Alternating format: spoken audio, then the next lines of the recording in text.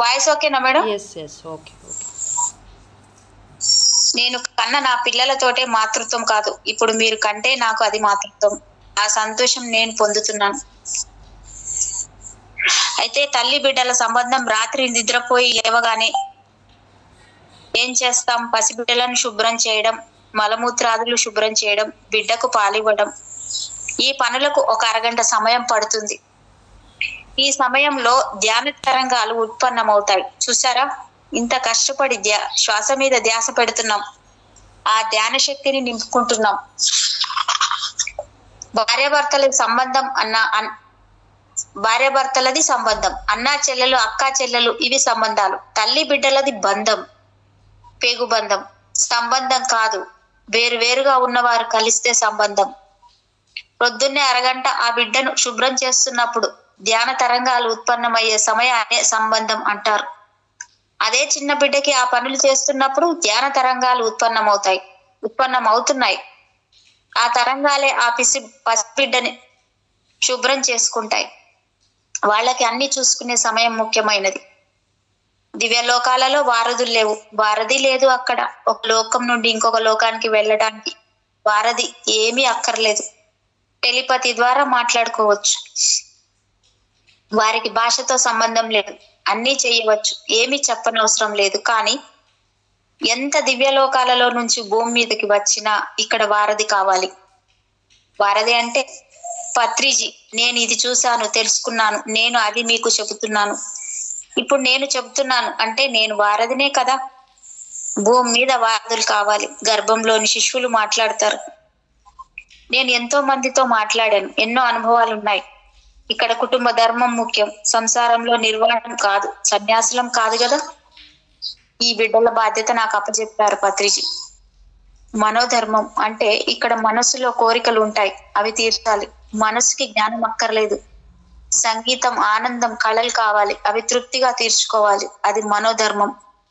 మరి దాని కోరికలు తీర్చుకోవడం కూడా మనోధర్మమే కదా. ఆత్మధర్మం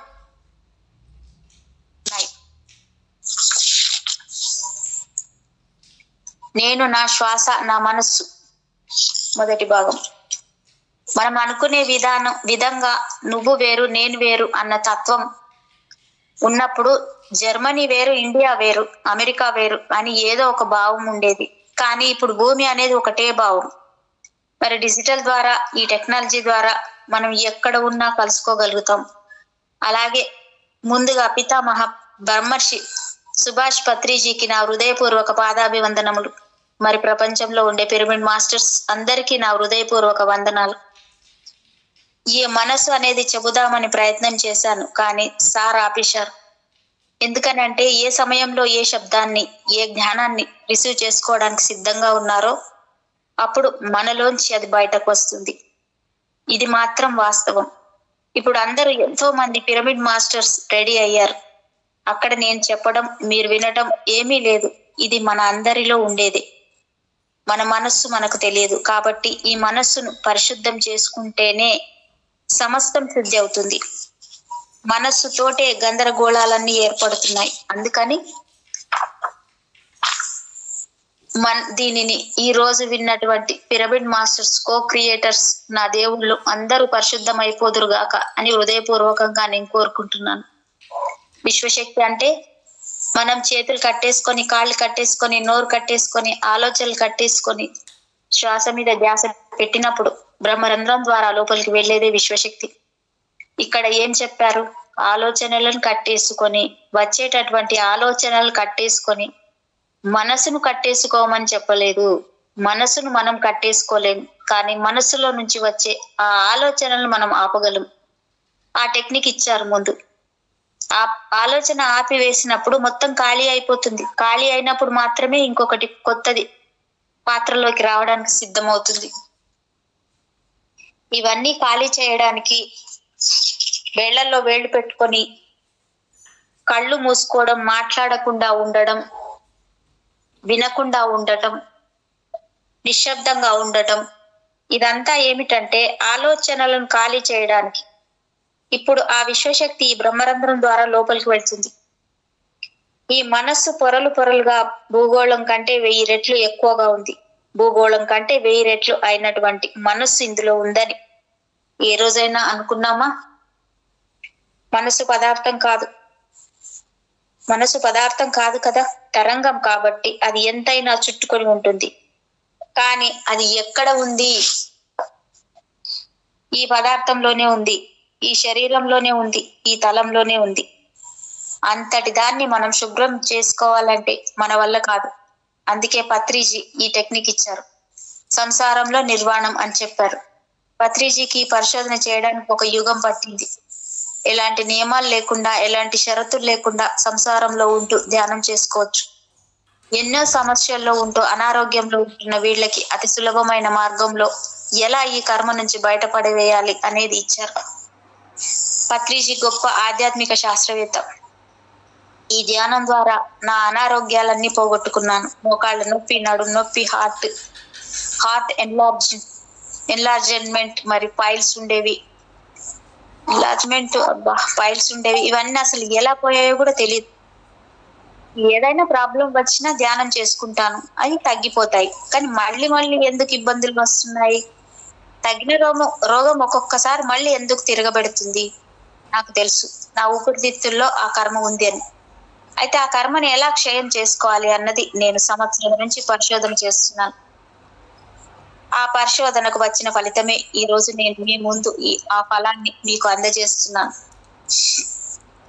పరిశోధన చేయకుండా, పైనుంచి మాస్టర్ స్టిక్ పెట్టకుండా, పత్రిగారి ఆర్డర్ లేకుండా నేను నోరు విప్పను. ఎందుకంటే మనం చెప్పింది ఒకరికి మేలు చేయాలి. మేలు చెయ్యకపోతే నోరు మోసుకొని కూర్చోవాలి.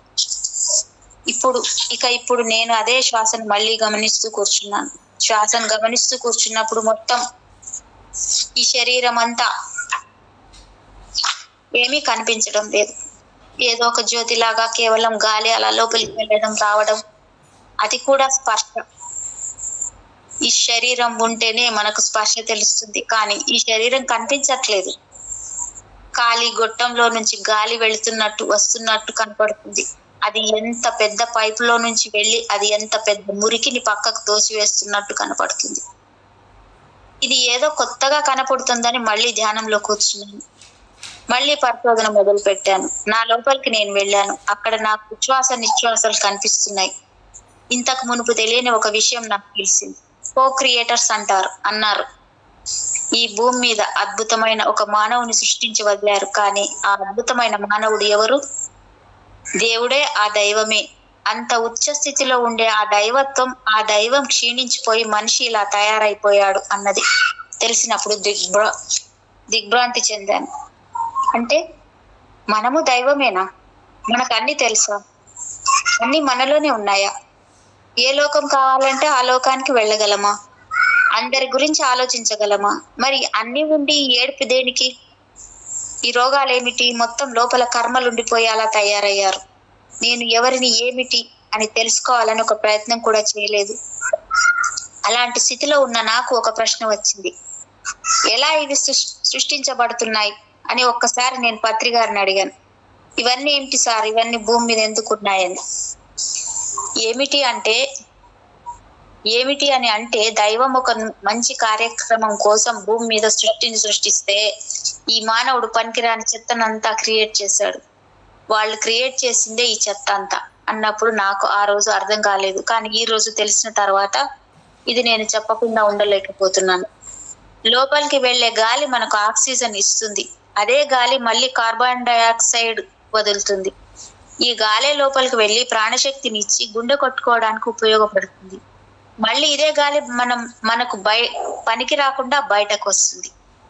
ఏది పనికి రాకుండా తీసుకువస్తుంది? ఒకే గాలి లోపలికి వెళ్ళి ఇంత ప్రాణశక్తి మనకి ఇచ్చినప్పుడు మళ్ళీ కార్బన్ డైఆక్సైడ్ ఎలా వస్తుంది? లోపల ఉండే ఈ మురికిని బయటకు తెస్తుంది. అది మనకి పనికి రాదు, చెట్లకు పనికి వస్తుంది. అది తర్వాత పాయింట్. కానీ ఇప్పుడు నేను చూస్తున్నప్పుడు ఎంతో పెద్ద గొట్టం ద్వారా బయటకు వెళ్ళి దగ్ధమైపోతుంది. ఏమిటిది? ఎక్కడి నుంచి వెళ్తుంది అని చూస్తూ ఉంటే నాకు ఒక దృశ్యం కనిపించింది. నేను ఎక్కడో క్లాస్ చెప్తున్నప్పుడు ప్రపంచ దేశాలలో ఎవరెవరు ఉన్నారో నాకైతే తెలియదు. కానీ మరి ఎంతమంది మానవ శరీరాలు తీసుకున్నటువంటి దేవతలు కానీ, తమను తాము మర్చిపోయినటువంటి దేవుళ్ళు కానీ, తమను తెలుసుకున్నటువంటి దేవుళ్ళు కానీ అందరూ ప్రపంచం మొత్తం ఒక్కసారిగా నాకు కనిపించారు.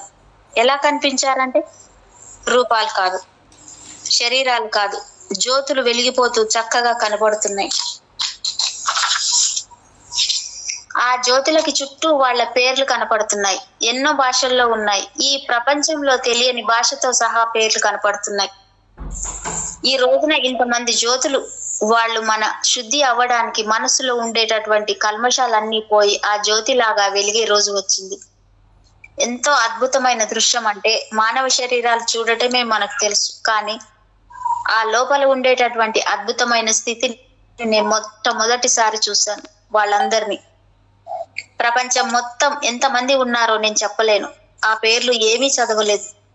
అలా వెళ్ళిపోతున్నాయి, గుండ్రంగా తిరుగుతున్నాయి. రకరకాల భాషలు అన్నమాట. మన దేశంలో ఉన్న అన్ని భాషలతో సహా, అనేక రకాల లిపిలతో సహా, చివరికి ఈజిప్ట్ లిపి కూడా కనిపించింది. ఇంత చెప్పొచ్చేది ఏంటంటే, మనం లోపలికి పీల్చుకునే ఈ గాలి ఈ ప్రాణానికి శక్తిని ఇస్తుంది. అదే కదా విశ్వశక్తిని మనం తీసుకుని ఇస్తున్నాం. మరి ఈ కర్మ ఎలా క్షయం అవుతుంది? జ్ఞానాగ్ని దగ్ధ కర్మాన్యే అన్నారు. ఇది ఎలా నశించిపోతుంది? ఎలా ఈ ఆరోగ్యం బాగుపడుతుంది?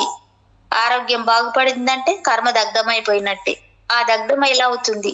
ధ్యానానికి ముందు కర్మ దగ్ధం అవ్వలేదు కదా, అందుకే రోగాలు తగ్గట్లేదు. కానీ ఎప్పుడైతే ధ్యానం చేస్తున్నామో లోపలికి వెళ్ళిన ఈ ప్రాణవాయువు గాలి కాదు, బయట తిరిగేది అంతా గాలి, కానీ ఇది ప్రాణవాయువు. ఈ ప్రాణవాయువు లోపలికి వెళ్ళి ధ్యానం ద్వారా ఈ విశ్వశక్తి లోపలికి రాగానే అది నాడీ మండల శుద్ధి చేస్తూ ఉన్న దాని యొక్క ప్రకంపనలు అన్ని బయటకు వస్తాయి. ఒక గాలి ప్రకంపన ఎంత దూరం వెళ్తుందో అలాగే ఈ విశ్వశక్తి నాడీ మండలం నుండి ప్రకంపనలు బయటికి వచ్చేసి అవి ఈ పీల్చుకున్న ప్రాణవాయువును ఉంచి మిగతాది ఏం చేస్తుంది? మళ్ళీ కార్బన్ డైఆక్సైడ్ గానో లేకపోతే ఇంకొకటి గానో బయటకు రావటం లేదు. బయటకు ఎలా వస్తుంది? లోపల ఉండే కర్మలన్నీ దగ్ధం చేసేసింది మొత్తం. ఈ అగ్ని ఈ విశ్వశక్తిని తోడు తీసుకొని ఈ లోపల ఉండేటటువంటి మొత్తం కర్మని దగ్ధం చేసి ఆ దగ్ధం చేసిన గాలిని మళ్ళీ నిశ్వాసగా బయటకు పంపిస్తుంది. ఇది నేను చూసిన దృశ్యం. ఇలాగా ఏ రకంగా కర్మ బయటకు వస్తుంది? ఎలా వస్తుంది? గుండె చప్పుడు ద్వారా. అంతకు మునుపు ఉండే గుండె చప్పుడు వేరు, ధ్యానం చేసిన తర్వాత ఉండే గుండె చప్పుడు వేరు. కర్మ దగ్ధం అయిపోతూ ఈ గుండె చప్పుడు ప్రతి నిమిషం మనం నిద్రపోతున్నప్పుడు కూడా ఎన్నిసార్లు కొట్టుకుంటుందో సెకండ్.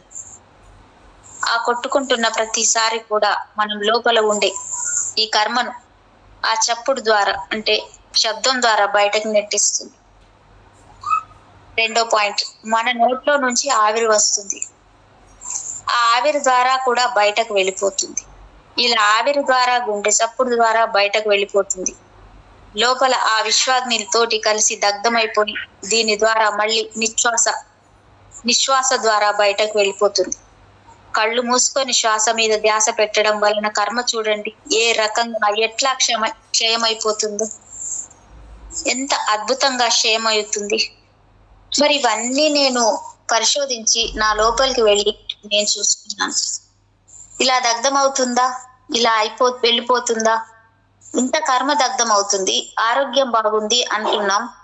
మరి మన మానసిక ప్రవర్తన మార్పు వస్తుంది. ఎన్నో రకాలుగా పిరమిడ్లు కట్టిస్తున్నాం, ధ్యానం చెబుతున్నాం. ఎందుకంటే ఈ ప్రపంచంలో చివరగా మనం కొత్త వారికి గాని ఎవరికి గాని 10 మందికి ధ్యానం చెప్పిన దానికంటే ఇంకా అల్టిమేట్ ఏది లేదు. అది ఒక్కటే ఇప్పుడు అన్నిటికన్నా ముఖ్యమైనది. ఇన్ని రకాలైన పనులు చేస్తున్న చాలా మందిలో గుణాలు మారలేదు. నేను గొప్ప, ఒకప్పుడు నేను కూడా అలాగే అనుకున్నా. అబ్బో నాకు చాలా తెలుసు, వీళ్ళకి ఏం తెలియదు, కానీ వాళ్ళు తర్వాత తెలుసుకుంటారు, నేను ముందు తెలుసుకున్నాను అన్నది జ్ఞానం వచ్చిన తర్వాత నాకు అర్థమైంది. అంతా ఒక్కటే, ఒకళ్ళు ముందు ఉన్నారు, ఒకళ్ళు వెనుక ఉన్నారు, అంతే. అంతకు మించి తేడా ఏమీ లేదు. మరి ఈ విషయంలో ఈ గుణాలు అనేవి చాలా మందిలో ఎంతో గొప్ప మాస్టర్స్ అయినా సరే ఈ గుణాలు పోలేదు. ఎవరిని నేను ఇక్కడ జడ్జి చేయటం లేదు, నా గురించి నేనే చెప్పుకుంటున్నా. కొన్ని గుణాలు ఉన్నాయి, ఈ గుణాలు ఎందుకు పోవు? ఇక్కడ మనసుని ఎవరికి వాళ్ళమే చెక్ చేసుకోవాలి. ఒక సంఘటన జరిగినప్పుడు మన మనసు ఎలా ఉంది, కనీసం అసలు నా మనసు ఏమిటో నాకు తెలియదు. నేను కరెక్ట్ అనుకుంటున్నాను, కానీ నా మనసు ఏమిటి అనేది నేను దాన్ని పూర్తిగా వివరణగా తెలుసుకోలేకపోయాను.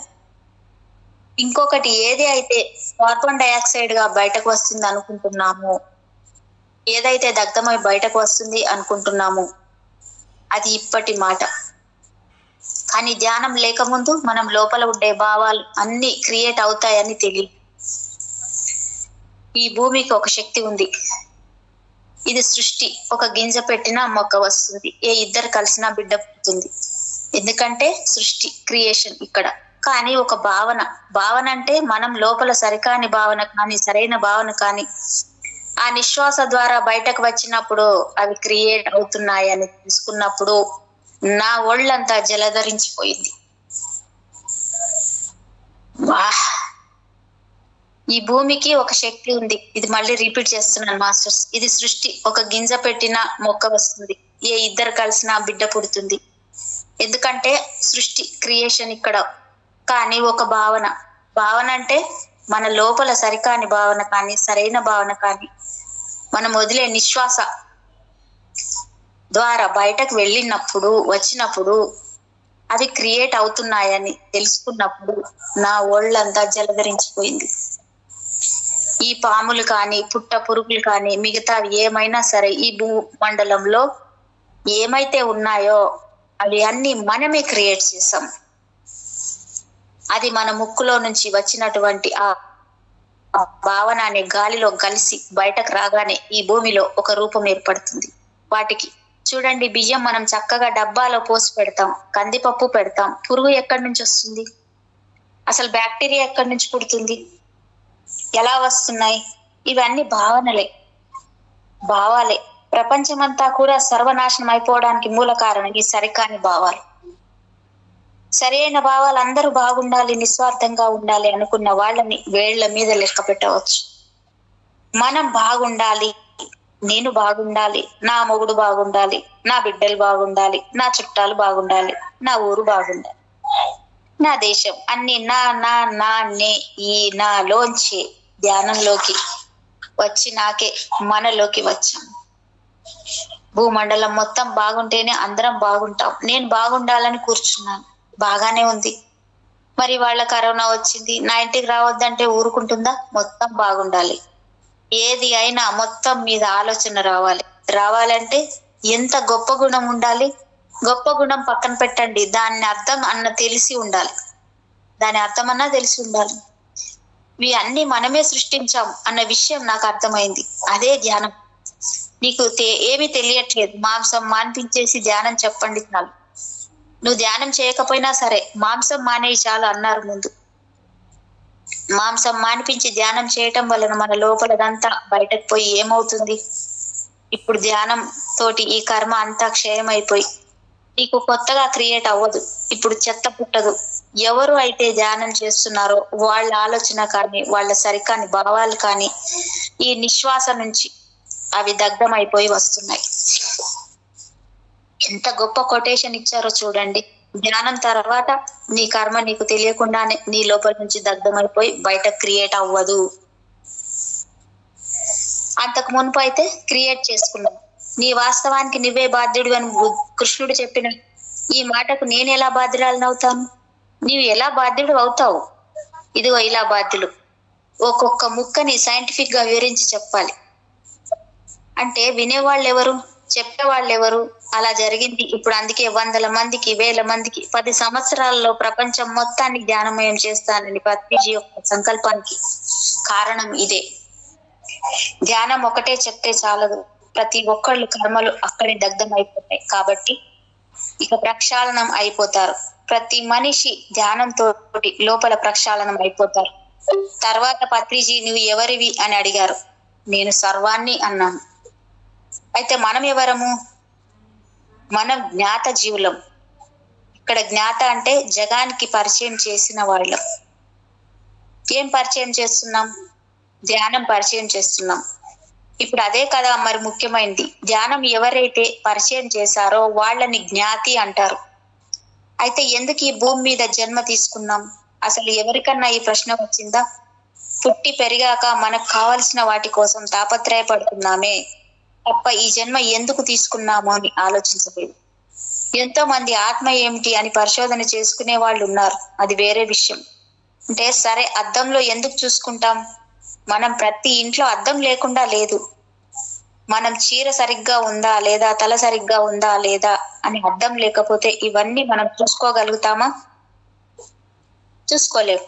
అలా చూసుకోకుండా కేవలం వేలు ముడి వేసుకొని అలా బతికిన వాళ్ళు ఉన్నారు. ఎందుకంటే అద్దమే అవసరం లేదు వాళ్ళకి. కానీ ప్రతి ఒక్కళ్ళకి కూడా పొద్దున లేచిన దగ్గర నుంచి అన్నిటితో పాటు అద్దం చాలా ముఖ్యమైన అవసరం. ప్రతి డ్రెస్సింగ్ కి అన్నిటికీ అవసరం. మరి అద్దం ఉంటేనే మనం ఎలా చూసుకోగలుగుతున్నామో, అది లేనప్పుడు డ్రెస్సింగ్ కి అద్దమే అవసరం లేదు కదా.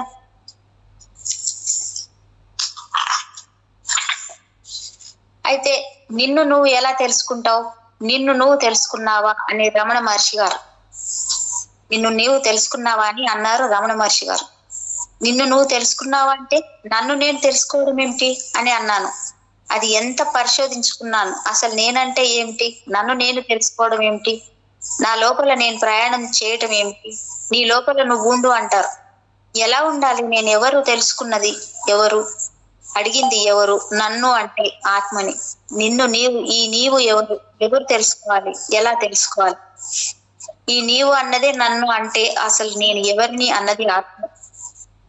ఎవరు తెలుసుకోవాలి? ఇక్కడ నేను ఇది అనేది తనని తానే తెలుసుకోవాలి. నిన్ను నీవు తెలుసుకున్నావా అంటే ఈ ఆత్మ నన్ను తన్ను తాను తెలుసుకుందా? తెలుసుకోలేదు.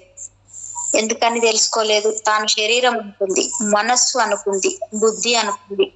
ఈ మూడింటి ద్వారా, శరీరం ద్వారా ఏమి అనుభవిస్తున్నామో ఇవి అన్ని నేను అనుకున్నది ఆత్మ. ఈ మూడు అయిపోయినాయి, మరణించేసరికి బూడిదైపోయింది. మరి ఆత్మ ఇలాగే నించుంది. మరి నేనేంటి? ఇది మాయ కమ్మేసింది. మాయ ఎథరిక్ బాడీ అంతా చుట్టుకొని తిరుగుతూ ఉంది. మళ్ళీ ఆ భావన లోకానికి వెళుతూ ఉంది, తిరిగి వస్తుంది. ఎందుకని అంటే ధ్యానం లేక. నిన్ను నువ్వు తెలుసుకోవాలంటే మార్గం ధ్యానం ఒకటే. ఇప్పుడు మనం మరణించాక తెలుసుకుంటామా నేను ఎవరిని అని? జీవించి ఉన్నప్పుడే తెలుసుకోవాలి. ఎలా తెలుసుకోవాలి? ఈ శరీరానికి కావలసినవి ఇమ్మన్నారు. ఏమేమి కావాలి? అన్నీ కావాలి. కుటుంబం ఉంది కదా, అన్నీ కావాలి. ఆకలి వేయటం లేదా? అన్నీ ఇవ్వాలి. కానీ ఏమి ఇవ్వాలి? ఏమి ఆహారం తీసుకోవాలి, ఎలా మాట్లాడాలి, ఎలా నిద్రపోవాలి, ఎలా తినాలి, ఇవన్నీ కూడా ఆయన నేర్పిస్తేనే అర్థమైంది. మరి ఇవన్నీ ఈ శరీరానికి ఏం కావాలో ఇచ్చేసి దొరుకున్నాం అంత మట్టి. మనసులోంచి వచ్చే ఆలోచనలు కూడా అనవసరమైనవి ఏవి పట్టించుకోవట్లేదు. ధ్యానం చేసుకుంటున్నాం, కుటుంబం చూసుకుంటున్నాం, సజ్జన సాంగత్యం, ధ్యానం చెప్తున్నాం, ఫుల్ బిజీ. సంవత్సరం ఎప్పుడైపోతుందో తెలియటం లేదు. ఈ బిజీలో ఉండిపోతున్నాం. ధ్యానం చేసుకొని ఇక్కడ ఏం జరుగుతుందంటే ఆత్మ శ్వాస రెండు పనిలో ఉన్నాయి కాబట్టి ఈ బుద్ధి కూడా దాని వైపు దిగుతుంది. ఇప్పుడు దీనికి అర్థమైంది ఏమి? వీళ్ళు ధ్యానం చేస్తున్నారు, శబ్దం ద్వారా ఏం చెప్పాలో, శరీరానికి ఏం కావాలో అన్ని ఇచ్చేసుకుంటున్నారు. ఈ మనసులో నుంచి సరికాని ఆలోచనలు ఇవి చేసుకుంటున్నాం. సరి అయిన ఆలోచనలోకి వెళ్ళిపోతున్నాం. బుద్ధి కూడా ఇటు తిరిగిపోయింది. ఇక అప్పుడు ఆత్మ కూర్చుంది. ఎప్పుడు ఏమిటి, నేనెవరిని? అప్పుడు వస్తుంది దానికి ప్రశ్న. శ్వాస మీద ధ్యాస పెట్టని వారికి ఈ ప్రశ్న మనసుకి అందదు. ఈ ఆత్మకి రాగానే నేనేమిటి, నా కథ ఏమిటి, నేనెవరిని అని ఎప్పుడైతే దానికి ఆ ప్రశ్న వచ్చిందో అది అన్నీ చూసుకుంది. అప్పుడు ఇటు తిరగడం మొదలు పెట్టింది పరమాత్మ వైపు నెమ్మదిగా. ఇదే ఇన్నర్ జర్నీ. ఎవరైతే శ్వాస మీద ధ్యాస పెట్టారో ఇన్నర్ జర్నీ స్టార్ట్ అయిపోయినట్టే. ఇంకా కొత్తగా ఏమీ లేదు. నువ్వు జర్నీలోకి వెళ్ళిపోయావు, ట్రైన్ ఎక్కావు, ట్రైన్ తీసుకెళ్ళిపోతుంది నిన్ను. అలాగే నువ్వు కూడా పరమాత్మ వైపు వెళ్ళే ట్రైన్ ఎక్కావు. నువ్వు ఇటు తిరగడం మొదలు పెట్టినాక ఇటు చచ్చినా తిరగవు. వీటి పనుల్లో ఇవి ఉన్నాయి. ఆత్మ ఇటు తిరగడం మొదలుపెట్టి పరమాత్మ స్థాయికి చేరుకుంటుంది. మరి ఆత్మ కూడా నేనెవరిని అని తెలుసుకోవాలంటే అది అద్దంలో చూసుకోవాలా వద్దా? అది అక్కడే ఉండి తెలుసుకోలేదు, ఎందుకంటే దానికి అద్దం లేదు. ఇక్కడ తన్ను తాను తెలుసుకోవాలంటే ఈ శరీరమే దానికి అద్దం. ఈ శరీరంలోకి ప్రవేశించి ఈ శరీరం ద్వారా తనని తాను అన్ని చూసుకుంటుంది. శరీరానికి ఏం కావాలి, మనసుకి ఏం కావాలి అని ధ్యానం చేసిన తర్వాత నేను ఆత్మను చూసినాక ఏమిటి ఆత్మ అంటే ఎంతో ఇదిగా ఇంకేదో గొప్పగా అనుకున్నాను. ఎంతో గొప్ప జ్ఞానం ఉంది. ఇదేంటి ఆత్మ ఆ స్థితిలో ఉంటే శరీరం మనసు ఈ స్థితిలో ఉన్నాయేంటి అని అంటే అప్పుడు అర్థమైపోయింది. రామచంద్ర ఇదా నేనంటే, ఈ భూముల, ఈ కోరికలు, ఈ రోగాలు, ఈ ఆలోచనల ఇదా నేనంటే? కాదు కాదు, ఇవన్నీ నేను కాదు, ఇవి అన్ని పనికిరాని మనసు యొక్క ఆలోచనలే. కానీ నేనంటే ఏమిటో ఇప్పటి నుండి నేను తెలుసుకుంటాను అని అప్పుడు ఆత్మ తన లోపల తాను ఎప్పుడైతే ఆత్మ తన గురించి తపన పడుతుందో, జ్ఞానం కోసం తప్పించిపోతుందో అలాంటి వారందరినీ ఒక మూటలో కట్టేశారు పత్రి గారు. మొత్తంగా ఎప్పుడైతే వాళ్ళందరినీ ఒక గూట్లోకి జాయిన్ చేశారో ఇక ఎవ్వరు ఇక్కడ వేరు వేరుగా లేరు. మీరు వేరు నేను వేరు కాదు. ఇక్కడ మనం అబ్బో ఎన్ని డైలాగులు చెప్పాం. మనం అంతా ప్రేమ లేదు, అంతా ట్రాష్ అని చెప్పాలి అంటే ఊరికే నోటి మాట అది అంతా. కానీ ఇప్పుడు హృదయపూర్వకంగా ఇక్కడ నేను వేరు మీరు వేరు ఏం. మరి మనం ఎవరము? మనం జ్ఞాతులం, ప్రపంచానికి తెలియజెప్పే వాళ్ళం. ఎవరు చెబుతున్నారు? ఈ ప్రపంచంలో చూడండి, ఏ దేశంలో కూడా ఎవరు శ్వాస మీద ధ్యాస పెట్టించారు? ఎవరు ఈ కర్మ నుంచి బయటపడేయించారు? ధ్యానం అంటే ప్రార్థన కాదు, ధ్యానం అంటే స్తోత్రం కాదు, ధ్యానం అంటే యజ్ఞము కాదు, ధ్యానం అంటే పూజ కాదు. అవి అన్ని అడ్డదారులే, అవన్నీ ధ్యానం కాదు. ది అంటే ఆత్మ, యానం అంటే ప్రయాణం. ఆత్మతో ప్రయాణించేదే మాత్రమే ధ్యానం. నువ్వు భజన చేస్తుంటే ఆత్మ ఎక్కడికి ప్రయాణిస్తుంది? ఇంత సింపుల్ గా ఆయన చెప్పినప్పుడు పూజలు వద్దా, అవి వద్దా, ఇవి వద్దా, అనేక రకాలైన ఎదుర్కొన్నాం. అది వద్దు అని కాదు, అది మార్గం కాదు. మార్గం ఇది, శ్వాస మీద ధ్యాస. ఇలా ఈ ఆత్మ అనేదే శరీరం అనే తన అద్దంలో తనను తాను చూసుకుని నేను ఇలా ఉన్నాను, ఇలా మురికి ఆలోచనలతో ఉన్నాను, ఇది కాదు నేను అనేది ఏమిటి అని నేను తెలుసుకోవాలి అని దాని ప్రయాణం అది మొదలు పెడుతుంది. ప్రతి ఒక్కరికి జరుగుతుంది, కాకపోతే కొద్దిగా ముందు వెనుక తేడాతో ఉంటుంది.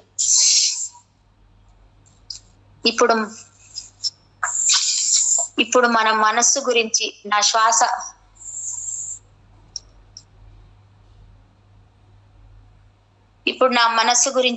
శ్వాస అన్నది నాకు రీసెర్చ్ చేయడానికి 10 సంవత్సరాలు పట్టింది. ఇవాళ మీరందరు ఇంత వేగంగా వెళ్తున్నారో ఆశ్చర్యం వేస్తుంది. నేనేమో కష్టపడి 24 గంటల్లో 22 గంటలు ధ్యానం చేసి అసలు ప్రపంచం అనేది మర్చిపోయి, పెళ్లిళ్ళు పేరంటాలు బయట ప్రపంచం మర్చిపోయి అంత లోతుల్లోకి వెళ్ళి కూర్చుంటే అలా వచ్చి ఇలా ధ్యానంలో కూర్చొని అలా సిక్సర్లు కొట్టేస్తున్నారు వీళ్ళు అనుకున్నాను. అంటే అప్పుడు అన్నారు సార్, ఏం లేదు మేడం, మీరు ముళ్ళ కంపలు గాజు పెంకులు కష్టపడి రాళ్ళు ఏరి రోడ్లు వేయాలి, ఆ కష్టానికి మీరు సిద్ధపడ్డారు. వాళ్ళు అంత కష్టపడలేరు మేడం, వాళ్ళ జ్ఞానం ఉంది. కానీ ఆ పైన ఉండే మాస్టర్స్ ఈ భూమి మీదకి వచ్చి ఈ చెత్తంతా ఎవరు పడతారు అని రాము అన్నారు. కానీ వాళ్ళని ఎలాగోలా భూమి మీదకి దింపాలి కాబట్టే నేను దింపేస్తున్నాను. ముందు రోడ్డు వేయించేశాను, కష్టపడి వాళ్ళందరూ ముందు బ్యాచ్ అంతా 1995 1999 నుంచి కూడా ముందు అంతా చక్కగా రోడ్డు వేసేశారు. రోడ్డు మీద ప్రయాణం సుఖం. ఇప్పుడు మీకు ఇప్పుడు ఎందుకంటే ఆ కష్టం అక్కర్లేదు, ఇంకా అన్ని గంటలు కూర్చోనక్కర్లేదు. మీరు ఆ ధ్యానం అవగాహన వచ్చేస్తుంది. ఇప్పుడు చకచక అలా నడుస్తున్నారు, వస్తున్నారు, ఇలా ధ్యానం చేసుకుంటున్నారు, అలా ధ్యానం చెప్పేస్తున్నారు. కావాల్సింది ఇక జ్ఞానం అంటారా? అంతు లేదు, అనంతం అది తెలుసుకోవడం. కాకపోతే అన్నిటికంటే ఇక్కడ మనం పతనం అయిపోవటానికైనా అద్భుతమైన స్థితికి వెళ్ళటానికైనా కారణం మనసు ఒక్కటే. ఆ మనసు గురించి మనం ఇవాళ తెలుసుకుందాం. మనము శ్వాస మీద ధ్యాస పెట్టాం. ఎన్నో అద్భుతమైన కళలు కన్నాం. ప్రపంచం మొత్తం ధ్యానమయం అయిపోవాలి, ప్రపంచం మొత్తం జీవహింస మహాపాపం తెలుసుకోవాలి, ఈ భూమండలం ఒక దివ్య లోకం అయిపోవాలి, మనం దైవాలమని తెలియాలి. ఇలాంటి అద్భుతమైన ఆలోచన మనం పెట్టుకుంటే అప్పుడు ఈ పీల్చుకున్న గాలి ఆ అద్భుతమైన ఆలోచనతో బయటకు వచ్చి సృష్టింపబడతాయి కదా. ధ్యానం చేసుకొని ఆ ఆలోచన మనకు వచ్చినప్పుడు ఎలా ఉంటుంది? ఎన్ని అద్భుతాలు, మహా అద్భుతాలు. ఒక ముళ్ళ పొదల్లో నుంచి పువ్వులా పరిమళించాం. ఒక రాతి శిల్పం సజీవ శిల్పం అయింది. అలాంటప్పుడు అందరూ పువ్వులు సృష్టించగలిగితే ఈ జగమంతా పువ్వులే, అంటే దేవతలే. వాటి రంగులు, వాటి రూపాలు, వాటి సువాసనలు, ఆ పూల రూపంలో వాటి అంశాలన్నీ వచ్చేసాయి. మరి ప్రపంచమంతా పువ్వులైపోవాలి. ఇప్పుడు నేను చెప్తుంటేనే ప్రపంచమంతా పువ్వులైపోవాలి అని, నందనవనాలు అయిపోవాలి అని, ఉద్యానవనాలు అయిపోవాలని, ఆ దేవతల్లాగా మనం అవ్వాలి అంటే నీ లోపల నుంచి అన్ని సృష్టించబడే వచ్చేస్తున్నాయి, వింటేనే వచ్చేస్తున్నాయి. ఇక మీరు అనుకుంటే ఎంత అద్భుతంగా ఉంటుంది. ఎంత అద్భుతమైన ఆలోచన చేయాలి. ఒక పిరమిడ్ మాస్టర్ మన గురించి మనం ఆలోచించుకోవాలి. ఒక అద్భుతమైన ఆలోచన చేయాలి. పత్రి గారు ఇంతమందిని ఎలా భరిస్తున్నారు అంటే వాళ్ళలోని మైనస్ పాయింట్ ఆయన చూడరు. ఎందుకంటే గుణాలు ఎలా ఉన్నాయో ఆయనకు తెలుసు. ప్రతి ఒక్కరిలో గుణాలు ఎలా ఉన్నాయో ఆయనకు తెలుసు. ఆ గుణాలు ప్రక్షాళన అవ్వడానికి ఎంత సమయం తీసుకుంటుందో ఆయనకు తెలుసు. అందుకే ఆయన పాజిటివ్ ని చూస్తారు. ఆ మనిషిలో ఉండే ప్లస్ పాయింట్ తీసుకొని ఆ ప్లస్ పాయింట్ తో వాళ్ళని లేవనెత్తుతారు. అది నేను శోధించుకున్నాను. అలాగే ప్రతి ఒక్కరిలో కూడా నాకు మిత్రులే లేరు, శత్రువులు లేరు. మిత్రుడు ఉంటే శత్రువు ఉంటాడు, శత్రువు ఉంటే మిత్రుడు ఉంటాడు. శత్రువులు లేరు, మిత్రులు లేరు, ఉన్నది అంతా దీపాలే. అంటే అన్ని ఆత్మస్వరూపాలే, అన్ని పరమాత్మ స్వరూపాలే. మనకు చేతనైంది చేద్దాం, లేదంటే ఊరుకుందాం. నోరు మూసుకొని కూర్చొని అద్భుతమైన ఆలోచన సృష్టిస్తున్నాను. మౌనంగా ఉన్నానంటే ఖాళీగా ఉన్నట్ట. శబ్దంతో ఒక మాట చెప్పేదానికి నిశ్శబ్దంలో లక్షల మాటలు పెడుతున్నాయి. నిశ్శబ్ద శక్తి అమోఘం. ఆ నిశ్శబ్ద శక్తిలో నుంచి వచ్చినవి ఎన్ని సృష్టించబడుతున్నాయో. లేకపోతే పిఎంసి శాటిలైట్ కు ఒక మూల కూర్చుని దగ్గర 3 కోట్లు ఎలా సాధ్యమైనాయి? విశ్వ కళ్యాణం కోసం పాటుపడదాం అనుకున్నప్పుడు అన్ని అలా వచ్చి పడతాయి. నా కోసం నేను అనుకున్నప్పుడు రూపాయి కూడా రాలేదు. ఎలా సాధ్యమైంది అది? ఇవి అన్ని రుజువులతో సహా సాధ్యం అవ్వబట్టే ప్రతి ఒక్క పిరమిడ్ మాస్టర్ కూడా ఎప్పుడు అయితే సిద్ధపడతాడో, వికసిస్తాడో, ఆ సుగంధంతో కూడుకున్న శక్తి వెళ్ళి ఆ పని చేయిస్తుంది. ఈ ప్రపంచంలో ధ్యానం చేస్తున్న ప్రతి పిరమిడ్ మాస్టర్ కర్మను దగ్ధం చేసుకొని బయటకు వచ్చి వదిలేస్తున్నారు. అందుకే అద్భుతమైన ఆలోచన చేయమని విన్నపం చేసుకుంటున్నాను. రెండోది మనస్సు. ఈ మనస్సు మన చరిత్ర. ఈ భూమండలంలో ధ్యానం అనే ఈ విషయం భూమండలానికి సంబంధించినదే కాదు. కొన్ని కోట్ల లోకాలకు వెళుతుంది, కొన్ని కోట్ల విశ్వాలకు వెళుతుంది. అందరూ కళ్ళింతలు చేసుకొని చూస్తున్నారు. ఇప్పుడు ఇక్కడ మనకు డిజిటల్ ఎలాగో మనకే మానవులకే చెందిన డిజిటల్ ని ప్రపంచమంతా చూస్తున్నప్పుడు వాళ్ళు చూడరా? ప్రతి లోకంలో కూడా పత్రిజీ వీళ్ళందరినీ ఎలా మారుస్తారు, ఏం చేస్తారు అని 1000 కళ్ళతో ఎదురు చూస్తున్నారు. ఎందుకు చూస్తున్నారంటే వాళ్ళ లోకం కూడా మార్చుకోవడానికి. ఇలాంటివి ఎన్ని ఉన్నాయో పనికిరాని భావాలు ఉన్నాయి. లోకం చెడ్డది కాదండి, లోకం మంచిదే, భూమి మంచిదే. దాని మీద ఉండే మనుషులే పనికిరాని ఆలోచన చేస్తూ ఉన్నారు. కాబట్టి ఆ ఆలోచనలను బట్టి ఏం చేస్తారు అని ప్రతి క్షణం పైన రికార్డ్ అవుతుంది. ప్రతి క్షణం పైన గెలాక్టిక్ ఫెడరేషన్ లో మీటింగ్స్ జరుగుతాయి. ఆ మీటింగ్స్ కు పత్రికారు మన ముందు ఉన్నట్టు ఉంటారు. అలా కళ్ళు మూసుకుంటారు, పైకి వెళ్ళిపోతారు. అక్కడ క్షణాల్లో అయిపోతుంది, మళ్ళీ వచ్చేస్తారు. నేను కూడా 1-2 సార్లు వెళ్ళి వచ్చాను కాబట్టి నాకు అర్థమైంది. ఓహో, ఇలా వెళ్ళిపోతుంటారా, ఇలా వస్తుంటారా అని. అందుకని శ్వాస మహా అద్భుతం. ఈ శ్వాసను మించింది ఏదీ లేదు. ఈ శ్వాసే మన కర్మని క్షయం చేస్తుంది. ఈ శ్వాసే మనకు అంతకు ముందు గుండె శబ్దంతో కొట్టుకుంటుంది. ఒకప్పుడు గుండెలో నొప్పులు వచ్చాయి. ఇప్పుడు ధ్యానం చేసిన తర్వాత ఈ గుండె చప్పుడు ఏం చేస్తుంది అంటే, నీకు గుండెల్లో నొప్పి నీ గుండెకి ఇంకా రెస్ట్ ఇచ్చి హాయిగా ఆయుష్ పెంచుతుంది. ఆయుష్మాన్ భవ. ఎలా భవ అయితే అవుతుంది. ఎలా అవుతుంది అంటే, శ్వాస మీద ధ్యాస పెడితే ఇన్ని టెక్నిక్లు ఉన్నాయి దీంట్లో. ఇంత అద్భుతమైన ఈ శ్వాస మీద ధ్యాస ఈ భూమండలంలో మనకు అందించిన పత్రిజీకి అందరం నమస్కారం చేసుకుంటాం. కాకపోతే మన చరిత్ర ఇవాళ ఎవరు అయితే మీదకి వచ్చి పిరమిడ్ మాస్టర్స్ గా ప్రపంచానికి ధ్యానమయం చేయడానికి కంకణం కట్టుకున్నారో, ధ్యానమే కాదు అనేక రకాలుగా దీనికి సంబంధించిన కనీసం యజ్ఞం దగ్గర చీపురు పట్టుకొని ఊడ్చే వాళ్ళు కూడా అర్హులే. అర్హత లేనిదే రాలేరు. అందుకని వీళ్ళందరి చరిత్ర రేపు ఎలా ఉంటుంది అంటే, విశ్వవ్యాప్తం చెందుతుంది. అందుకని పిరమిడ్ స్పిరిచువల్ సొసైటీ యొక్క చరిత్ర విశ్వవ్యాప్తి చరిత్రం అయ్యే తీరింది. ఒక్క లోకానికి సంబంధించింది కాదు, ఇది విశ్వం మొత్తం వ్యాపించి తీరుతుంది. ఇప్పుడు మనకు తెలియకపోవచ్చు, మన పనిలో మనం ఉన్నాం, తర్వాత తెలుస్తుంది మనం ఏమిటో, మనం ఏం చేశాము. ఇక మనస్సు గురించి, పంచభూతాల సాక్షిగా అంటే ఏమిటి? పంచభూతాల సాక్షిగా పెళ్లి చేసుకున్నాం అంటారు. ఉదాహరణకి శకుంతల దుష్యంతుల గురించి ఎన్నోసార్లు ఈ మాట విన్నాం. అంటే ఏమిటి? ఇక్కడ సాక్షి అంటే ఏమిటి అంటే, ఇక్కడ ముందు తెలుసుకోవాల్సింది పంచ అంటే 5, భూతం అంటే సృష్టించబడింది, పంచభూతాలు అంటే సృష్టించబడింది. అక్కడ ఎప్పుడైతే మనం పంచభూతాల సాక్షిగా మన వివాహం చేసుకుందాం అనుకున్నారో అది అక్కడ సృష్టించబడింది అన్నమాట. అయితే ఇది దేని ద్వారా సృష్టించబడింది, దేని ఆధారంగా సృష్టించబడ్డాయో దానినే భూతం అంటారు.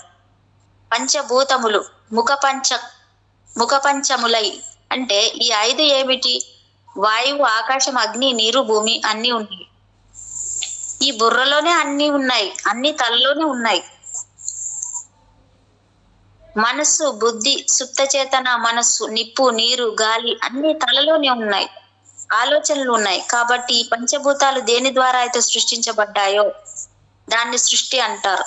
అలాగే ఈ మాట ద్వారా దీని ద్వారా సృష్టిస్తున్నాం, ఆలోచనలు సృష్టించబడుతున్నాయి. సేతు అంటే థాట్ క్రియేషన్. అలాగే ఈ పంచభూతాలు ముఖ పంచకములై అయితే ఈ 5 కూడా చూపు, చూడటం, వినడం, తినడం, గాలి పీల్చుకోవడం, ఆలోచించడం. దేని ఆధారంగా ఇవి నిలిచి ఉన్నాయి అంటే మనస్సు ఆధారంగా చూడగానే కావాలనిపిస్తుంది కదా. కళ్ళు చూస్తేనే ఏ పని అయినా చేయాలనిపిస్తుంది. అందుకే కళ్ళలోంచి 60% శక్తి పోతుంది. అందుకే కళ్ళు మూసుకోమనేది. చూపు, వినికిడి ఇవి అన్ని కూడా మనస్సు ఒకటి ఆలోచిస్తుంది, ఒకటి కావాలి అంటుంది, అది సృష్టించేస్తుంది. వండుకోవాలనుకుంటున్నావు, వండుకుంటావు. సినిమాకు వెళ్ళాలనుకుంటావు, ఒకళ్ళు సంపాదన కోసం బయలుదేరుతారు. ఇలా రకరకాలుగా మనస్సు ఆధారంగానే ఈ పంచభూతాలు నిలబడ్డాయి. ఈ శరీరంలో ఈ మనస్సే కనుక లేకపోతే విత్తనమే లేదు, భూమికి విత్తనమే లేదు అంటే ఏది క్రియేట్ అవ్వదు. మనసు లేకపోతే ఆలోచన లేదు అనుకోండి, ఒక డెడ్ బాడీ లాగా ఉంటే ఏం క్రియేట్ అవుతాయి? ఏమీ క్రియేట్ అవ్వవు. ఏది చూసినా నీకు అర్థం కాదు. మనసు లేకపోతే ఏం చూస్తున్నామో అర్థం కాదు. కళ్ళు అనేవి ఏమిటంటే బైనాక్యులర్స్ లాంటివి, ఫోటో కెమెరా లాంటిది. మనసు ఈ కళ్ళ ద్వారా చూసి అది అర్థం చేసుకుంటుంది. అంతేగాని ఆ కళ్ళేమి అర్థం చేసుకోవు. మనసు రగిలితేనే అగ్ని, కోపం వచ్చేసరికి అగ్ని పుడుతుంది, మనసు రగులుతుంది. మనసు బాధపడితే రగిలితేనే అగ్ని పుడుతుంది. మనసు నుంచే కన్నీళ్లు. ఈ మనసు బాధపడితేనే కళ్ళ వెంపడి నీళ్లు వస్తాయి, అంటే నీరు, అగ్ని. మనసు నుంచే కన్నీరు. మనసు ప్రేరణే గాలి ప్రేరేపిస్తుంది, ఉత్తేజితం చేస్తుంది. ఆధ్యాత్మిక సత్యాలలో మొదటి సత్యం నిన్ను నీవు తెలుసుకోవడం. ఎన్నో సత్యాలు ఉన్నాయి, కానీ మొట్టమొదటిగా మనం ఎవరము, నన్ను నేను తెలుసుకోవాలి. నన్ను నేను ఎలా తెలుసుకుంటాను? అది ఆత్మ ప్రయాణం, ఆత్మ జ్ఞానం, ఆత్మశక్తి, ఆత్మయోగంలోకి ప్రవేశం. అవి అన్ని ఆత్మ జ్ఞానం. కానీ ఇక్కడ మనసుకి కూడా తెలుసుకోవాలి, మనసును కూడా తెలుసుకోవాలి. ఆధ్యాత్మికంగా ఎన్నో సత్యాలు ఉన్నాయి, సత్యం ఒకటి కాదు. దానిలో మొట్టమొదటి సత్యం ఏమిటి అంటే నిన్ను నీవు తెలుసుకోవడం. నిన్ను నీవు తెలుసుకోవాలంటే శ్వాస, గాలి మళ్ళీ శ్వాసలోకి వెళ్ళింది. నిన్ను నీవు తెలుసుకోవాలంటే నువ్వు ధ్యానం చేయాలి, అంటే మనసు ప్రేరేపించాలి. ధ్యానం ఎంతో మందికి చెప్తున్నాం, ఏదో వింటున్నారు, కాన్సెప్ట్ చేస్తారు, కొంతమంది వెళ్ళిపోతారు. ఎందుకంటే వాళ్ళకి మనసు ప్రేరేపించడం లేదు. మనం ఎప్పుడైతే ధ్యానాన్ని పట్టుకున్నామో ఇంకా మనం వదలటం లేదు. అంటే మనసు ప్రేరేపిస్తుంది. అమ్మో ఇంకా చెయ్యాలి అంటే మనసు ఒప్పుకుంటేనే మనం ధ్యానం చేసాం. చూడండి ఇక్కడ మళ్ళీ మనసు ఎంత గొప్పదయ్యిందో. ఇదే మనసు బాధ పెట్టింది, తిప్పుతుంది. ఇదే మనసు మనల్ని ప్రేరేపించి ధ్యానం చేయి, టైం అయిపోతుంది, ధ్యానం చెయ్యాలి, అక్కడ క్లాస్ మొదలవుతుంది వెళ్ళాలి, అక్కడ యజ్ఞం మొదలవుతుంది వెళ్ళాలి, పత్రికారు చెప్తున్నారు వినాలి. ఇది ఏమిటి? ఇవన్నీ ఏది చేయిస్తుంది మనల్ని? మనసు చేయిస్తుంది. అందరికీ ఉంది ఒకటే మనసు, కానీ కొంతమందికి ప్రేరేపిస్తుంది, మరి కొంతమందికి ప్రేరేపించడం లేదు. మనసు ప్రేరేపణే ఇక్కడ ధ్యానం చేయాలంటే మనసు ప్రేరేపించాలి. మనసుని ఆకాశంతో పోల్చారు. ఎందుకని? భూమికి కొలతలు చెప్తాం. గీజా పిరమిడ్ దగ్గర నుంచి భూమధ్య రేఖ నుంచి ఇంత ఉంది అంత ఉంది అని కొలత చెప్తాం. ఆకాశానికి కొలత చెప్తామా? కొలుస్తామా? కొలవలేం కదా. అందుకని మనసుని కూడా కొలవలేము, గుర్తించండి. అందుకని మనసుని ఆకాశంతో పోల్చారు. విశాలమైన వక్షస్థలం కలవాడ.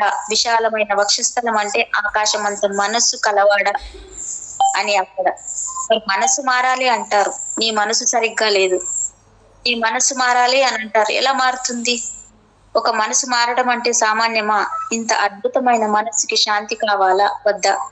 శాంతిగా ఉంటేనే కదా మనకి ఇంత ఆనందం సంతోషం వచ్చేది. శాంతి లేకుండా అలజడులు ఉండో, ఏదో ఒక సమస్య ఉండో, విభత్సమైనవి కొన్ని ఉంటే మనకి శాంతి ఎక్కడి నుంచి వస్తుంది? అందుకని మనస్సుకు తప్పనిసరిగా శాంతి కావాలి. శాంతి కంటే కాంతి కావాలి ముందు. అందుకని మనసుకి తప్పనిసరిగా శాంతి కావాలి. శాంతి కంటే కాంతి కావాలి ముందు. కాంతి వస్తేనే శాంతి వస్తుంది. ఎంత చక్కటి ఉపమానం చెప్పారో చూడండి. మనసుకి శాంతి కావాలా వద్దా? మనందరికీ కావాలి, ప్రపంచం అంతా కావాలి. మనసుకి శాంతి ఉంటేనే ఏదైనా వచ్చేది. ఈ మనసుకి ఇంకొకటి కూడా కావాలి, సృష్టి కూడా కావాలి. ప్రపంచం మీద ధ్యాస పడిపోయి, పదార్థాల మీద ధ్యాస పడిపోయి ఈ మనస్సుని సృష్టి కావాలి అన్న విషయం మనకు తెలియదు. మనసుకి సృష్టి కావాలి. సృష్టి అంటే ఏమిటంటే ఈ భూమి మీద ఏవైతే పుట్టి ఉన్నాయో ఈ సృష్టిలోని అందాలన్నీ కావాలి దానికి. మరి సూర్యోదయం, చంద్రోదయం, మరి సూర్యాస్తమయం, చక్కని పూలు, ఉద్యానవనాలు, ప్రపంచంలో జలపాతాలు, ఈ అందాలన్నీ కావాలి దానికి. ఏవి చూడం మన కంటికి ముందు.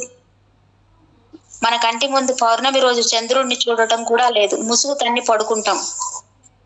పౌర్ణమి ధ్యానానికి పత్రికారు చెప్పేదాకా రాత్రి మొత్తం కూర్చోవటం తెలియదు. పల్లెటూర్లలో ఉండే వాళ్ళు నయం, కనీసం కొబ్బరాకుల నుంచి చందమామ ఎంత బాగుంది అని అనుకుంటారు. ఈ మనసుకి ఏం కావాలి, ఈ దేహానికి ఆహారం కావాలని తెలిసినప్పుడు ఈ మనసుకి ఏం కావాలి అనేది మనకు తెలియదు. అంటే మన మనస్సే మనకు తెలియదు. మనసుకి అందాలు కావాలి, అనుభవాలు కూడా కావాలి. ఆత్మకి ఆత్మానుభవం ఎలాగో మనసుకి కూడా మనసు యొక్క అనుభవం కావాలి. దానికి ఏమేమి కావాలో దాని కోరికలు దానికి ఉన్నాయి. ఆకాశం అంతటి మనస్సు ఈ శరీరంలోకి వచ్చినప్పుడు దానికి ప్రపంచంలో ఉండే సృష్టింపబడ్డట్టు వంటి మనమేమి సృష్టించడం లేదు.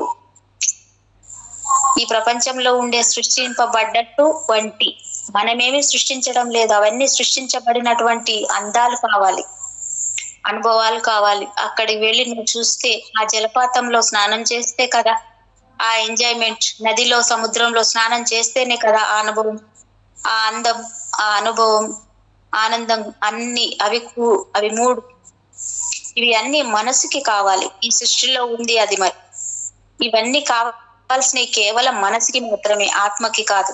అద్భుతమైన మనస్సు. ఈ అద్భుతమైన మనస్సు లేకపోతే మనం ఏమీ చూడలేము, ఏమీ రాయలేము, ఏ కళా పోషణ లేదు, ఏమీ వండలేము, ఏమీ చేయలేము. ఇలాంటి మనస్సు ఎవరికి ఉంటుంది? సృష్టిలోని అందాలన్నీ చూసి తనివి తీరా అనుభవించి ఆనందంగా మనసుకి కావాల్సింది ఇవ్వగలిగేటటువంటి బుద్ధి ఎవరికి ఉంటుంది? కేవలం ఆత్మార్పణ చేసుకున్న వారికి మాత్రమే ఉంటుంది, అందరికీ ఉండదు. ఆత్మార్పణ చేసుకోలేని వారికి ఆలోచన ఉంటుంది, కానీ మనసు ఉండదు. ఇది ముఖ్యమైన విషయం. మనసులో నుంచి వచ్చే ఆలోచన కట్ చేయండి అన్నారు. మనసును కట్ చేయమనలేదు. మనసులో నుంచి వచ్చిన ఆలోచనలు ఆత్మార్పణ చేసుకోలేని వారికి ఆలోచనలు ఉంటాయి, కానీ అక్కడ మనసు లేదు. మనసు మరణించింది, మౌనం అయిపోయింది. మీకు మనసు లేదా, నీకు దయ లేదా అంటారు చూడండి పెద్దవాళ్ళు. అన్న ప్రతి మాటకు అర్థం ఉంటుంది. మనకు తెలియదు కానీ మనసు ఎందుకు లేదు? అందరికీ మనసు ఉంది కదా, అందరికీ బుర్ర ఉంది కదా, అందరికీ ఆలోచనలు ఉన్నాయి కదా. మనసు లేకపోవడానికి కారణం ఏమిటి అంటే వీళ్ళు కేవలం ఆలోచనల్లోనే ఉంటున్నారు. గతంలో ఆలోచనలు, భవిష్యత్తు ఆలోచనలలో ఉంటున్నారు, కానీ మనసును పట్టించుకోవడం లేదు. అది పాయింట్. ఇక్కడ ఆత్మార్పణ చేసుకోలేని వారికి ఆలోచన ఉంటుంది, మనసు ఉండదు. ఇది మైనస్ పాయింట్. ఆత్మార్పణ అంటే ఏంటి? సర్వం నేనే, మొత్తం నేనే. ఇప్పుడు వింటున్న వాళ్ళు నేనే, చెట్లు నేనే, పుట్టలు నేనే, అంతా నేనే. సర్వం నీవే, సత్యం నీవే. ఎక్కడికో మనం పరిగెత్తికెళ్ళి సత్యం అంటే ఏమిటి, ఎక్కడ ఉంది? పుస్తకాల్లోనూ గుళ్ళల్లోనూ గోపురాల్లోనూ లేదు. నువ్వే సత్యాన్ని అంటే నేను సత్యాన్ని కాదు, నేను అబద్ధాల కోరిని, నేను వ్యాపారిని ఇది అనుకుంటున్నావు. అవి అన్ని నీ మనసుకు ఉండే గుణాలు, కానీ నువ్వే సత్యాన్ని, నువ్వే దైవాన్ని. అయితే సర్వం నీవే, సత్యం నీవే, కాంతి నీవే, దివ్యము నీవే. దివ్యమని విశ్వసించి అన్ని నేనే అంటున్నాం, కానీ ఇక్కడ విశ్వాసం ఉండాలి. దైవమా అంటున్నారు, మై డియర్ గాడ్స్ అంటున్నారు. నాకేమన్నా కిరీటం ఉందా, 4 చేతులు ఉన్నాయా, ఈ సమస్యలు ఏంటి, నేను దేవుడిని, అయితే ఈ కష్టాలు ఎందుకు ఉంటున్నాయి అనుకున్నా. ఇంతటి రాముడికి కృష్ణుడికి కూడా కష్టాలు తప్పలేదు. ఆ పాయింట్ ఏడా కొన్ని కిరీటం పెట్టుకొని గుళ్ళో కూర్చుంటాడు. పైలోకంలో ఉండే నీకేం తెలుసు దేవుడా, ఇక్కడ మా కష్టాలు అనుకుంటాం, కానీ ఇది ఒక పాఠం అనే సంగతి మనం మర్చిపోతున్నాం. అది విశ్వసించాలి. సీత అయినా గీత దాటిందేమో, కానీ ధ్యానంలోకి వచ్చిన తర్వాత నేను పత్రి గారి మాట దాటలేదు. ఒకే ఒక్కసారి దాటాను, దానికి ఫలితం అనుభవించాను, తీవ్రమైన ఫలితం అనుభవించాను. కానీ ఆ దయామూర్తి ఎప్పటికైనా నేను పట్టుకొని తెలుసుకుంటానని ఓర్పుతో నన్ను భరించి మళ్ళీ నన్ను ఇలా ఒక మానవరాలిగా చేశారు. ఇక్కడ కావాల్సింది ఓర్పు. ప్రతి ఒక్కళ్ళు కూడా మారతారు, ఎవరూ మార్చలేరు. మనకి మనమే అన్ని తెలుసుకొని మారగలుగుతాం అన్నమాట. ఆ ఓర్పుని చూసి దానికి నేను ఆధీనమైపోయాను. స్త్రీల మీద, ప్రపంచం మీద ఆయనకుండే దయ వర్ణించలేదు. అవి అన్ని చూసి ఆయన్ని స్ఫూర్తిగా నేను ఆధీనమైపోయాను. ఇక్కడ విశ్వాసం ఉండాలి. ఆవగింజంత విశ్వాసం ఉన్నా ఆవలి ఒడ్డుకు చేరుకుంటావు అన్నాడు క్రీస్తు. చదివా, బానే ఉంది, వదిలేయండి. ఇక్కడ ఆచరణలో మనం అది కలిగి ఉండాలి. ఒక సంఘటన జరిగినప్పుడు ఆ సంఘటన వెనుక ఉన్న అంతరార్థం ఏం జరుగుతుంది, గురువు ఈ మాట చెప్తున్నాడు, గురువు ఎందుకు ఈ మాట చెప్తున్నాడు, దీని వెనక అర్థం ఏంటి, అసలు అంతరార్థం ఏమిటి, పరమార్థం ఏమిటి, 3 ఉంటాయి. నాకు తెలిస్తే దాన్ని నేను మాట్లాడాలి, తెలియకపోతే మాట్లాడకుండా కూర్చోను. దాన్ని తెలుసుకోవడానికి ప్రయత్నించాలి అన్నది వివేకం. అలా కాకుండా మనకు ఉండే ఈ మనస్సు యొక్క ఆలోచనలు వచ్చేస్తాయి. చూసారా, ఈ మనస్సుతో ఆలోచిస్తే మీకు సత్యం దొరుకుతుంది, కానీ మనస్సులో ఉన్న సరికాని ఆలోచనలు వచ్చేస్తాయి. ఆ ఆలోచనకి దీన్ని కలిపి జడ్జిమెంట్ చేస్తున్నాం, అక్కడ జడ్జిమెంట్ వస్తుంది. ఎందుకంటే నువ్వు ఆలోచనలో ఉన్నావు, మనసులో లేవు. ఎప్పుడైతే నువ్వు విశ్వసించావో మనసులో ఉంటావు. ఏం పాయింట్ చెప్పారు, ఒక్కొక్క వాక్యం ఆయన చెప్తుంటే నేను లోపల విని లోపల జరిగే క్రియలు చూస్తుంటే, ఎప్పుడు బయటకు వచ్చి ప్రపంచం అంతా ఎలిగెత్తి చాటాక మీరు దైవాలు, మీరు ఇలా కర్మను కడుక్కోవచ్చు, మనకేం అక్కర్లేదు ఇవన్నీ అని ఎప్పుడు చెప్పాలా అని తలూగిపోయేదాన్ని. ఇవాళ గుంపులుగా ధ్యానులు వస్తుంటే నేను సంతోషపడ్డట్టు ఎవరు పడలేరేమో ఆ రోజు. ఎందుకంటే ఏడ్చిన దానిని నేనే కాబట్టి. ఎప్పుడు ఆయన్ని గుర్తిస్తారు. ఆ దైవమే సాక్షాత్తు ఈ భూమి మీద అడుగు పెట్టింది. అసలు అక్కడ అడుగు పెట్టాల్సిన అవసరమే లేదు ఆయనకు, కానీ ఎంత దయ ఉంటే వీళ్ళందరినీ ఉద్ధరించడానికి ఆయన అడుగు పెట్టారని ఆ రోజున నేను తెలుసుకున్నప్పుడు, ఆయన శకునములు దాటి వచ్చిన వాడని, ఈ మనుషులు నిన్ను గుర్తించరో ఏమో అని ఏడ్చాను. ఇవాళ కుప్పలు ఇవాళ పత్రి గారిని ఒక సెకండ్ చూడటానికి మాకు దొరకట్లేదు. మీరే అదృష్టవంతులు. విశ్వాసం నీ మీద నీకు విశ్వాసం, నీ ధ్యానం మీద నీకు విశ్వాసం, నీ మనస్సు మీద నీకు విశ్వాసం, నీ కుటుంబం మీద నీకు విశ్వాసం, నీ ఆత్మ మీద నీకు విశ్వాసం. విశ్వాసంలో 100కి 5 మార్కులు వచ్చాయా, 20 మార్కులు వచ్చాయా, 50 మార్కులు వచ్చాయా, 100కి 100 మార్కులు వచ్చాయా, తేడా ఉంటుంది. నాకు విశ్వాసం ఉంది అని నోటి పలుకులు వద్దు, ఎవరికి రుజువు అక్కర్లేదు. మనకి మనం రుజువు ఇచ్చుకోవాలి. నేను విశ్వసిస్తున్నానా లేదా? విశ్వాసం అంటే ఏమిటి? నేనే కాంతి, నేనే దైవాన్ని, నేనే సత్యాన్ని, నేనే ఇదంతా అని నువ్వు ఎప్పుడైతే విశ్వసించావో అప్పుడు నువ్వు ఆధీనం అవ్వటం అనేది వస్తుంది. దైవానికి ఆధీనం అయిపోతావు. ఆ మహాజ్ఞానం మనకి కావాలంటే ఆత్మ సత్యానికి అంకితం అవ్వాలి. ఆ మహాజ్ఞానం మనకి కావాలి, నేను ఆత్మని అనే జ్ఞానం కావాలి అంటే ఈ ఆత్మ సత్యానికి అంకితం అవ్వాలి. అలా కాకుండా ఆత్మ కట్టుకున్న అంటే ఈ ఆత్మ ఉన్న ఈ శరీరంలో ఉన్న మనసు యొక్క ఆలోచనలతో జీవిస్తే ఇక నీ జీవితం అంతా ఆలోచనలు. ఆత్మ ఎప్పుడైతే సత్యానికి కట్టుబడిందో మనసు యొక్క ఆలోచనలతో అది జీవించు. మనసులో నుంచి వచ్చిన ఆలోచనలు, ఆ ఆలోచనలతోటి జీవిస్తున్నాం మనం. నువ్వు ఆత్మవై ఉండి మనస్సుతో జీవిస్తున్నావు రామచంద్ర. నువ్వు ఆత్మవై ఉన్నావు, శరీరం నువ్వు కాదు. శరీరానికి కొడితే నొప్పి, శరీరానికి ఆలోచనలు ఉండవు. ఎవరి మాటలైనా నువ్వు తీసుకుంటేనే మనసుకి బాధ. ఇక్కడ బాధ లేదు, అవమానం లేదు, మానం లేదు, ఏదీ లేదు. ఆత్మకు అవి ఏవీ లేవు. బుద్ధుడు మొహం మీద ఎవరో వచ్చి ఉమ్ము వేస్తే ఆనందుడు రగిలిపోయాడు. బుద్ధుడు, నాయన రోజు ఇలాగే వచ్చి ఇలా చెయ్యి, అవమానం ఉందా లేదా అని నన్ను నేను ఇంకా పరీక్ష చేసుకోవడానికి అని అన్నాడు. నేను సంతోషంగానే ఉన్నాను. అలాగే మరి ఆనందుడు రగిలిపోతున్నాడు పక్కన. మనసుతో రగులుతున్నావు, నీ ఆత్మ రగలదు. ఆత్మ ఏమో జ్ఞానంతో ఆలోచిస్తుంది. ఆత్మ సత్యానికి ఆధీనమైనప్పుడు ఆత్మ జ్ఞానంతో నువ్వు బతుకుతావు. అదే కనుక ఆత్మ సత్యానికి ఆధీనం అవ్వలేదనుకో, మనస్సులో ఉండే ఆలోచనలతో బతుకుతావు. ఈ తేడా నిత్య జీవితంలో నిరంతరం మనం గమనించుకోవాలి. నేను మనస్సుతో ఆలోచిస్తున్నానా, ఆత్మ జ్ఞానంతో నేను బ్రతుకుతున్నానా? ఆలోచనలతో జీవిస్తే ఇక నీకు జీవితం అంతా ఆలోచనలే. అవి సరికానివో తెలియదు, సరి అయినవో తెలియదు. ఓ సంఘటన వస్తుంది, దానికి తగ్గట్టు చేసేస్తాం. ఇది సరైన పనా, నేను ఎంత మట్టుకు చేయాలి అని మనకు తెలియదు. తెలియక చేసేస్తాం. అందుకని చుక్కాని లేని నావలా మన జీవితం సాగిపోతుంది. ఆలోచనలలో కొట్టుకుపోతూ ఉంటాం. ఏదన్నా ఒక్క మాట చెప్తే ఇక్కడి నుంచి నా ఆలోచన అమెరికా వెళ్ళిపోతుంది. సెకండ్ లో 1000 వంతుల అమెరికా వెళ్ళిపోయింది అంటే ఆలోచన ఎంత వేగంగా వెళ్ళిపోతుందో చూడండి. సరికాని ఆలోచనలు అంతే, సరి అయిన ఆలోచనలు అంతే. అదే ఆత్మజ్ఞానంతో ఉన్నామనుకోండి, ఆ సత్యంలో మనం ఉన్నామనుకోండి, ఇది సరికాని ఆలోచన చేస్తున్నావు, మనసు ఆపు, నువ్వు ఇక్కడ ఆగు, ముందు ఇది ఏమిటో నిన్ను నువ్వు చూసుకొని అని బుద్ధి హెచ్చరిస్తుంది. దాన్ని ఎప్పుడైతే గుర్తించి మనసులోని ఆలోచనని ఆగు అన్నావో, నువ్వు మాయలో నుంచి బయటపడ్డట్టే. నీ మనసులో నుంచి వచ్చిన ఆలోచన నువ్వు గుర్తించాలి.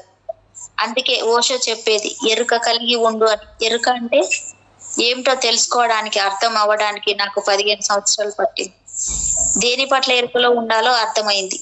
మళ్ళీ ఏదో ఒక దానిలో పడి మర్చిపోతాం, పనుల్లో పడి మర్చిపోతాం. ఎరుక ఎట్లా వస్తుందబ్బా? ఆ ఎరుకతో కూర్చుంటే పనులు ఎలా సాగుతాయి అనుకున్నాం. ఎరుక అంటే పనులు కాదు, నీ మనసులో నుంచి వచ్చిన సరికాని ఆలోచనను గుర్తించి ఆపేయగలగటమే ఎరుక. మాట మీద ఎరుక, దానిని నేను సాధించుకున్నాను.